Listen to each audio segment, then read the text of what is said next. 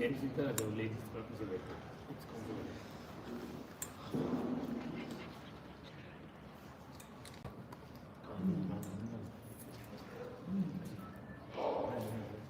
अच्छे भी होटल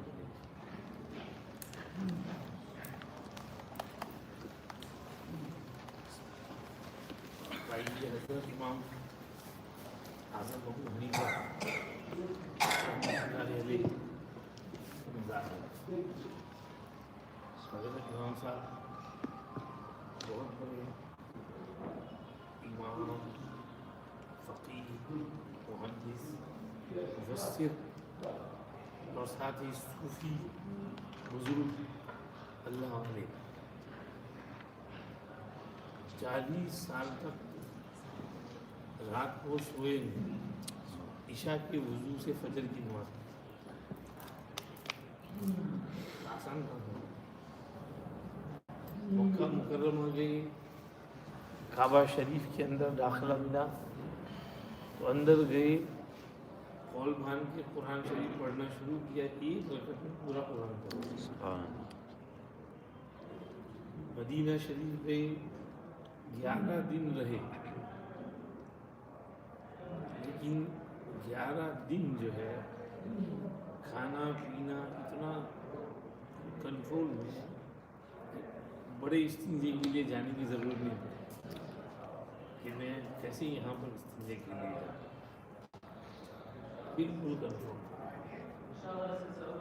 हज़रत इमाम मालिक रहमतुल्लाह अलैह वहाँ के बड़े इमाम कहे जाते थे, उनसे मुलाकात हुई, मसाइल पर डिस्कशन हुआ। इमाम मालिक रहमतुल्लाह अलैह बहुत इम्प्रेस हुए। जब वो चले गए तो इमाम मालिक ने अपने शागिर्दों से कहा कि ये आदमी इराक़ के फ़कीह हैं अबू हनीफा, अगर ये कहेंगे ये सुकून सोने का है तो ऐसे ही उठते। He meant to say whatever he says with firm conviction. सोच के, after careful thinking, deliberation, he says, if he was to say this pillar is made of gold, it would turn out to be made of gold. तो हज़रत इमाम साहब रहमतुल्लाह अलैह इतने बड़े अल्लाह के वली, how did he achieve this? Praying Fajr Namaz with Isha Wuzu. Summer nights might be small, but winter nights are long. How? Once Imam Sahib Rahmatullah was going somewhere and two ladies were talking, and one lady said to the other, "This is Abu Hanifa, he never sleeps at night." So Imam Sahib said, "Wallahi la yatahaddathu an-nasu anni bima lam af'al."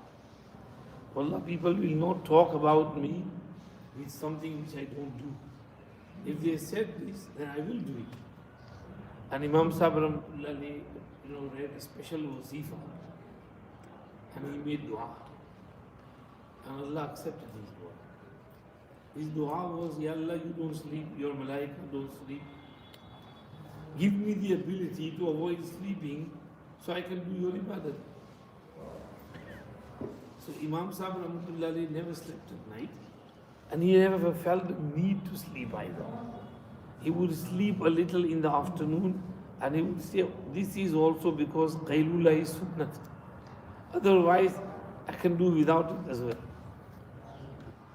He would be busy all night in ibadat, and after Fajr in teaching, educating people.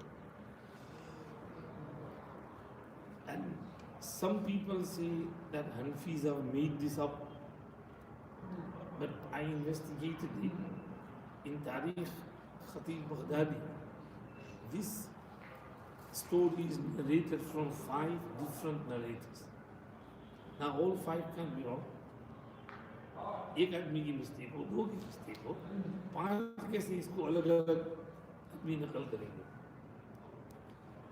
उनमें से एक कहते हैं कि एक मरतबा मैं हज़रत इमाम साहब रहमतुल्लाह अलैह की खिदमत में आया, मैंने आपके पीछे ईशा पढ़ी। तो इन ईशा नमाज Hazrat Imam Sahib read إِذَا زُلْزِلَتِ الْأَرْضُ زِلْزَالَهَا in one rakat. And then he prayed his sunnats and nawafil. And then he just sat there and he started crying. And he began to say, يَا مَنْ يَجْزِي بِمِثْقَالِ ذَرَّةٍ خَيْرٍ خَيْرًا وبمثقال ذرة شرا شرا أجر النعمان عبدك من النار. Allah, you reward for one atom's weight of good deed with good, bad deed with punishment. Please give protection to your slave Nu'man from the azab of Jahannam. And he started crying and he just kept repeating that. He says, I left. When I came at Fajr time, he was still there and still crying and still repeating that same thing. So when I asked him, he said, did you notice that? I said, you tell him. इमाम साहब की पूरी रात इसमें निकल गई, इनको पता ही नहीं चला, क्योंकि अल्लाह के खौफ में इतना ज़्यादा fear उन पर गालिब था. So much fear on him, he never realized that the whole night has passed. Hazrat Imam Sahib Rahmatullah Alayhi was a deep personality. He had his students, he used to nurture them, care for them, look after them, be worried about them, and they loved him as well. Once Hazrat Imam Sahib Rahmatullah Alayhi went for Hajj. Imam Abu Yusuf says, when he was returning and we got the news, we went to receive him outside the city. So when we met him, hugged him, we sat down. He started inquiring about the city, what's going on, everything okay. And we said, yes, yes. And we told him about. And then we said to him that this person came and he was asking this question about this mas'ala. So Imam Sahib immediately got alert. Acha, what did you do? How did you reply? So Imam Abu Yusuf says, we said that our Hazrat is not here. We can't say anything until he comes and we consult him. And he was relieved. And he said, you did the right thing. He said, remember, this thing is going to turn out to be a big fitna. Don't get involved in it. As time passed, that fitna was the fitna of Khalq al-Quran. And Imam Ahmad ibn Hanbal rahmatullah alayhi had to stand up and defend the Aqidah. So Imam Sahib was very sharp. He knew he could see fitnas from a distance that is coming. He knew he was very sharp-minded person. So he used to care about his students and be particular. As I was mentioning in the coach, Imam Sahib was from well family. He used to dress nicely. And whole Iraq was affluent. Hijaz was not so rich. Iraq was very rich. This is why Imam Shafi Rahmatullah Alayhi grew up in Makkah. He went to study with Imam Malik in Medina. He stayed with him for a year or two. Then he came to Iraq, Kufa, and he could see the difference in the lifestyle. Iraq was rich and lots of money and wealth and everything here was available. Imam Shafi was shocked. When Imam Shafi returned back home, he studied with Imam Muhammad, student of Imam Abu Hanifah. And Imam Muhammad rahmatullah paid so much attention to Imam Shafi. And he gave him so many books as well to take up whatever you want. And Imam Shafi says, I carried 2 camel loads of books from Imam Muhammad. And people gave him lots of gifts as well because Shafi was a very lively person. So when Imam Shafi rahmatullah went back, people saw that he's coming with so much wealth. So when he arrived in Makkah, everybody came to receive him. From among his family, Some khalas, old ladies, were there as well in his istiqlal. And one of the old ladies said, Shafi, you brought so much from Iraq. You can't enter Makkah until you distribute all that. And because he's an old lady, khala, what can Shafi do? Shafi, no problem, take everything. Imam Shafi was khiyas when he distributed everything. So the lifestyle of Iraq was quite different from that of Hijaz. Imam Sahib was in accordance with this lifestyle. He used to wear nice, beautiful clothes. He used to wear a long topi, which in those days the Quzat and the ulama he used to wear. And he was always, tipped up. And he would sit with waqar and teach. One thing was that in his majlis, when students are studying, they would be discussing, debating masail. So there would be some noise as well. Someone came and he looked at everything and he said, why are these people making so much noise? And Imam Abu Hanifah RA said, دعهم فإنهم لا يتفقهون إلا بهذا. Leave them, because their brains will only open up if they behave in this manner of discussion and talking and masail. So in Medina, Imam Malik was very quiet, silent. In his majlis, there would be complete waqar, total silence.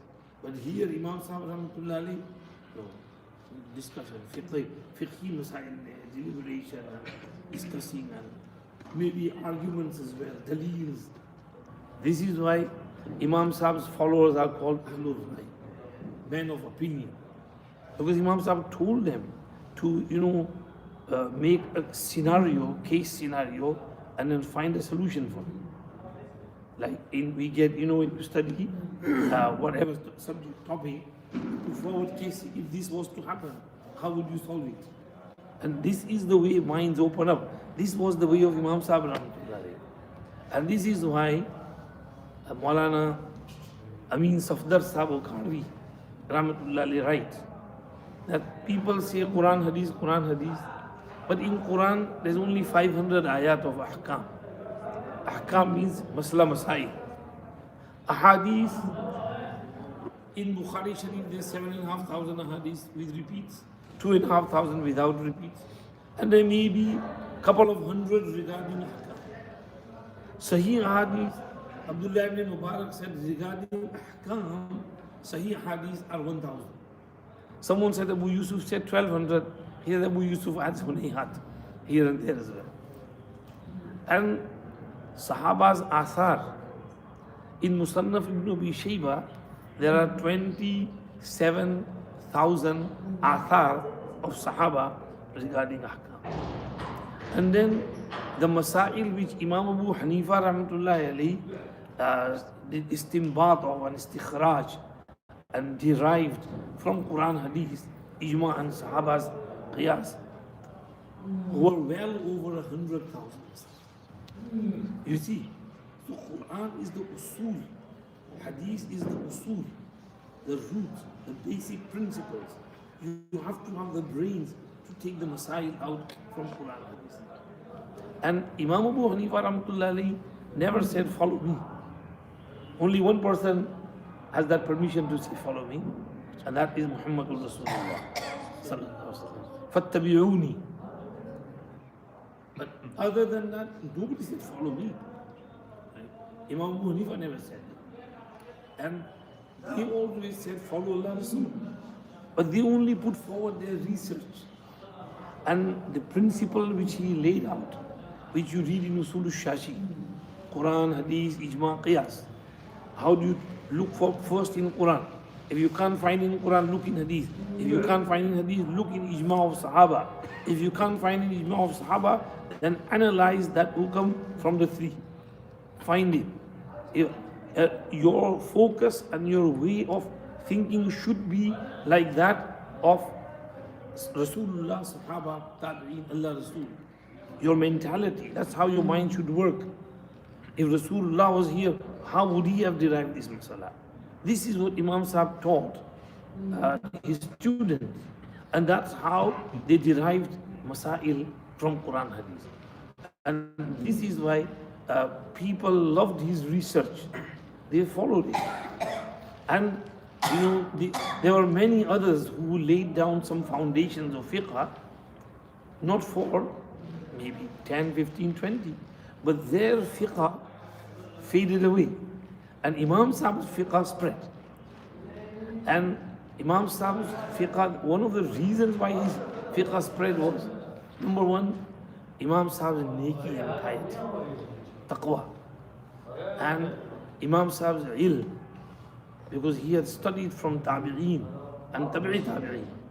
And he had met some Sahaba. Though he did not study by Sahaba, because he is later on, Sahaba's last. So he saw Anas ibn Malik praying with us. He went for Hajj with his father when he was 16 in the year 96. And he met some Sahaba there who were sitting and discussing Masala.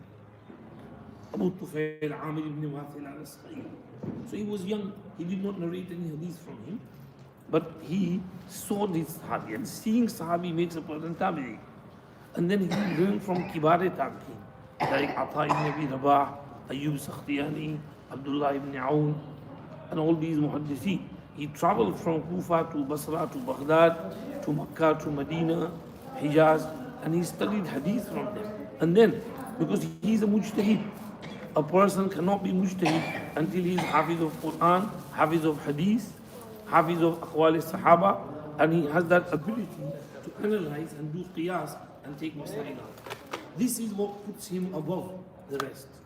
Imam Malik followed his principles, and Imam Shafi तो उनके पीछे आए, उन्होंने भी in principle को follow किया, थोड़ा उसको मॉडिफाई किया इमाम शाफी ने. इमाम अहमद इब्न हम्बल रहमतुल्लाह अलैह ने उसको और मॉडिफाई किया. लेकिन इनने सबसे close to the year of रसूलुल्लाह इज इमाम अबू हनीफा. तो इनकी research is more thorough. And इमाम साहब, this is why when we study the fiqh, in Imam Sahab's fiqh we only get one call, sometimes two calls. But in other Imam Shafi'i, Imam Ahmad, we sometimes get Qawle Qadeem, Qawle Jadeed. Imam Ahmad sometimes have 5 aqwal in one masala. You know, one of his call is like this, one riwayat is this, one riwayat is this. But Imam Sahab very strong in his research and very firm and concrete, and people accepted it. And his research spread not just in Iraq but other areas, especially in Bukhara, Samarkand, Mawara, Nahr. Fuqaha who came to study in Iraq took his fiqh back there, and then his research spread in our Indian subcontinent, India, Pakistan, Bangladesh. This is why we are all Hanafis. Now, this is not new madhab. Sometimes people say, Rasulullah says this, Abu Hanifa says this. Who are you going to follow? Rasulullah or Abu Hanifa? So what's the answer to that? The answer to that is the comparison here is not between Rasulullah and Abu Hanifa. Who is Abu Hanifa in front of Rasulullah? Rasulullah is Rasulullah. Abu Hanifa is Waliullah. There's no comparison. The comparison here is between Abu Hanifa and you. You are saying Rasulullah said this. Abu Hanifa is saying Rasulullah said that. Should we follow you or should we follow Abu Hanifa? So, iske ye simple, clear answer. Abu Hanifa does not say from his own pocket. He only quotes, explains what Allah and His Rasul are trying to say. So we follow the research of Abu Hanifa, who was a tabi'i. Why should we follow your research? You are from 1400 years now, and now we have no confidence in you. We don't trust you. We trust Imam Abu Hanifa more than you. And Imam Abu Hanifa is not only one person. He had students and students and whole scholarship of 1400 years. Thousands of scholars. Not in fact, hundreds of thousands of scholars. In modern day, Muftiyan Kiram, when you want to study some fiqh, fatawa, you go to our Muftiyan Kiram. And they discuss the day-to-day new masail based on the foundations laid by Hazrat Imam Abu Hanifah RA. So they have those principles, and based on them, they take masail out. So we have confidence in the research of Hazrat Imam Abu Hanifa, not in your research. We don't trust you, we trust Imam Abu Hanifa rahmatullahi alayhi. And this is why it's very important to hold on to the fiqh of Imam Abu Hanifa rahmatullahi alayhi. So this is Hazrat Imam Sahib's qabr, mazar. Alhamdulillah, Allah brought us here. We prayed Fatiha. You know what Imam Shafi Rahmatullah alayhi? Imam Shafi Rahmatullah alayhi came here. He prayed Fajr namaz in this masjid. Imam Shafi's research is that in Fajr namaz, Dua Qunut should be recited. If you've been to Malaysia, you'll see them read. But when he came here, he didn't read in Fajr. He just read normal. Somebody asked him why. He said this was in respect of the Imam who's sleeping here, resting here. His research is there is no Qunut, so I will give up my research because of him. And he says in one place, I was amazed, I was reading in that book, Maulana Ismail Nakhuda Sahib sent me, that Imam Shafi Rahmatullah said, whilst I was there, if I had any, dua to make, I would go near Imam Abu Hanifah's grave and I would ask Allah subhanahu wa ta'ala, and Allah subhanahu wa ta'ala would grant me my wish. So his qabr was such where du'as were accepted. Imam Shafi is saying this, that मैंने Allah से दुआ मांगी इमाम साहब की कब्र के पास, अल्लाह ने मेरी दुआ की। ऐसी बाज़ कब्रें होती हैं, इनमें एक हज़रत मारूफ करखी की कब्र भी है, वहाँ भी हम जाएंगे, तो यहाँ भी दुआ कबूल होती है, वहाँ भी दुआ कबूल होती है। तो ये बुजुर्गों, हम इनसे नहीं मांगते, we are not asking Abu Hanifa. Why should we ask Imam Abu Hanifa? Hazrat Maulana Shafari Thanvi explained it beautifully, that the meaning of wasila, tawassul, is to say that Allah, you are showering your rahmah on this person who's buried here. So like rainwater, your rahmah is showering, give us a few drops of that rahmat and mercy as well. So we're not asking him, we're asking Allah subhanahu wa ta'ala. So there is no harm in that. So this is the great Imam, Hazrat Imam Abu Hanifah, rahmatullah alayhi. And his maqam is so buland in the eyes of Allah subhanahu wa ta'ala. And he died over here as a shaheed, as we mentioned the other day, that the ruler of the time, Khalifa, was not happy with him, put him in prison, and then he poisoned him. And with that poison, Hazrat Imam Sahib died. He was a shaheed. That's why he's buried here in Baghdad. Otherwise, his hometown is in Kufa. He was brought from Kufa to here, and this is in this prison here he died. Imam Sahib was the only person who died over here. Then 1 year later, in 151, Imam Sahib died in 150. In 151, Muhammad ibn Ishaq, Sahibul Maghazi, died. And he was buried in this grave. And then some others died and they started burying here. Because Imam Abu Hanifah had many students who used to come here and they used to sit near his qabr, and they wanted to be buried near him. So later on, Khayzaran, who is the mother of Harun Rashid, died, and she was buried in this area as well. So this qabristan was called Maqbaratul Khayzaran. But then later on, the Ottomans, who were all Hanafis, came from Turkey. They ruled this area for about 800 years.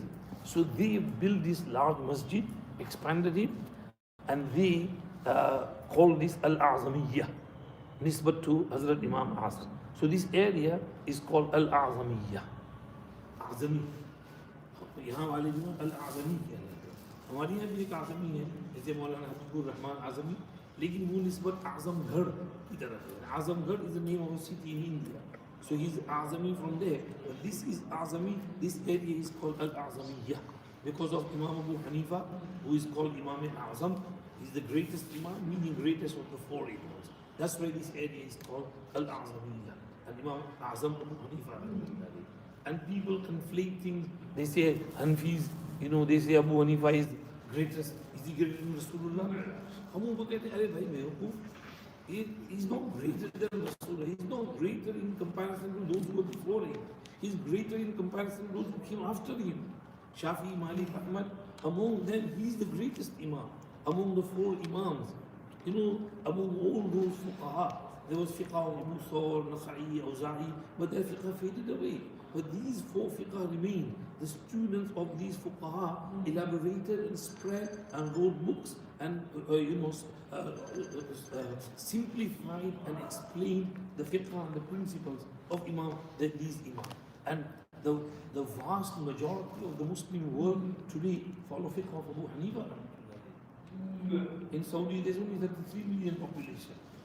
और पाकिस्तान का कितना population है? पूरा हनफी. India पूरा हनफी. बांग्लादेश पूरा हनफी. Caucasus, Mawarauna, all Hanafi. Turkey, all Hanafi. So you see, all the Muslim majority were from the maybe 6-7 million billion people. 1.72 billion are Muslims. From the 2.2 billion Muslims, I will say 70 to 80% follow the fiqh Hanafi. This is maqbooliyat of research of Hazrat Imam Sahib Rahmatullah. So we have confidence that Imam Sahib was a great personality. His research was thorough, in-depth, and we have confidence in his research. That's why we follow his fiqh, and that's why we are called Hanafis. Any questions? कोई बात remind कर दो. चलना है, क्योंकि आगे जाना है. शॉर्ट दुआ करो. सुब्हानकल्लाहुम्मा व बिहम्दिका अशहदु अन ला इलाहा इल्ला अंता अस्तगफिरुका व अतूबु इलैक. अल्लाहुम्मा लकल हम्दु व लकल शुक्र. अल्लाहुम्मा ला नुहसी सनाअन अलैका अंता कमा असनैता अला नफ्सिक. अल्लाहुम्मा सल्लि अला सय्यिदिना मुहम्मदिन नबिय्यिल उम्मी व अला आलिहि व अस्हाबिहि व सल्लिम तस्लीमा. रब्बना आतिना फिद दुनिया हसना व फिल आखिरति हसना व क़िना अज़ाबन्नार. इग़फिर वरहम व अन्ता खैरुर राहिमीन. या अरहमर राहिमीन. Please have mercy upon us, forgive us. Allah, we read Yasin Sharif, Surah Fatiha, Allah, some Quran Sharif. Please deliver the thawab of that to Hazrat Imam Azam Abu Hanifah Rahmatullahi alayhi. Elevate his ranks in Jannah. Reward him for the hard work he did throughout his 70 years of life, and how he preserved and protected Deen Islam and protected the fiqh of Islam. Allah, reward him. We take his name all the time, Allah, when we are discussing Messiah. Today we are here at his qabr. Allah, reward him for his efforts and grant us the understanding of fiqh Hanafi, and to be strong in our understanding, and to protect fiqh Hanafi. And fiqh Hanafi unites Muslims, keep us united, and Allah, protect the people of Iraq, protect this Masjid Al-Azamiyya, or protect Sunnah, or everywhere around the world, and accept our humble efforts, accept our support, fulfill all our needs. Many friends told us to make du'as at these barakati places. Accept our humble du'as on their behalf. Many are sick with cancer and khatarnak illnesses. Give them shifa. And others requested for dua for other purposes. Allah, accept their du'as. Accept our humble efforts. Allah, your rahmah is showering on the grave of Imam Abu Hanifah Rahmatullah alayhi. Give us few drops of that rahmat as well, and accept our humble du'as. Be pleased with us. Allah, many our Asatiza, Maulana Bilal Sahib told us to make dua. Accept our dua on his behalf as well. Give him good health, and accept his efforts and his asfar and his bayanat and mawaiz hasana, and spread his views everywhere around the world. Allah, have mercy upon Hazrat Maulana Hashim Sahib, our Mufti Sahib, and everyone, and our Kabir Asatiza, Mashayikh, Maulana Arshad Madani Sahib, Mufti Khanpuri Sahib, Mufti Taqi Sahib, and everyone, and Allah, our Hazrat Maulana Yusuf Mutala Sahib, Nawallahu Muqaddaru. Shower your rahmah on his grave. Sheikh Yunus Sahib, Hazrat Pir Sahib, Hazrat Sheikh Zakaria, Nawallahu Muqaddaru, and everyone. Allah, and shower your rahmah and mercy upon all the Kabir who are buried here in Baghdad and in Iraq. Hazrat Maruf Karqi, Abu Bakr Shibli, and others who have been going, Hazrat Pirani Pir, Gausi Azam, Sayyiduna Abdul Qadir Jilani, Rahmatullah alayhim. Accept our support. Give us barakah in our time, and give us our tawfiq to visit these places and learn lessons from them, and keep us strong on Deen al-Iman. ربنا تقبل منا إنك أنت السميع العليم وتب علينا إنك أنت التواب الرحيم. Allah, have mercy upon our family members, our parents, elevate their ranks in Jannah for those who are passed away, those who are alive, give them shifa and good health. Have mercy upon our children, our brothers, sisters who told us to make dua for them. Allah, have mercy upon our children and grandchildren, and keep us all strong. صلى الله وسلم على سيدنا محمد وآله وصحبه أجمعين برحمتك يا رب.